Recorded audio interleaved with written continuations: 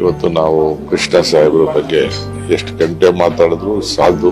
ನನಗಂತೂ ಮನಸ್ಸಿಗೆ ಬಹಳ ದುಃಖ ಆಗ್ತಾ ಇದೆ. ನನ್ನ ಯಾಕೆಂದ್ರೆ ನನ್ನ ಮಗನ ತರ ನೋಡ್ತಾ ಇದ್ರು ಅವರು. ಮಗನ ತರ ನೋಡಿ ರಾಜಕಾರಣದಲ್ಲಿ ಒಂದು ದೊಡ್ಡ ಬೆಳಿಲಿಕ್ಕೆ ಮಾರ್ಗದರ್ಶನವನ್ನು ಕೊಟ್ಟುಕೊಂಡು ಬಂದಂತವರು.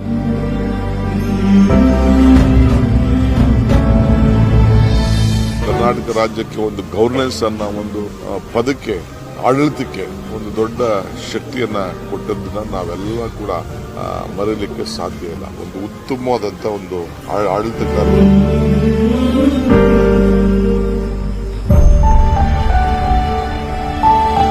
ಅವರ ಕಾಣಿಕೆ ಏನು ಅನ್ನೋದನ್ನ ರಾಜ್ಯಕ್ಕೆ ಗೊತ್ತಿದೆ. ನಮ್ಗೆ ಯಾವ ರೀತಿ ಮಾರ್ಗದರ್ಶನ ಕೊಟ್ಟಿದೆ ಅಂತ ನಮ್ಮ ಬದುಕಿನ ಬದಲಾವಣೆನೆ ನಿಮ್ಗೆಲ್ಲ ಕಾಣ್ತಾ ಇದೆ.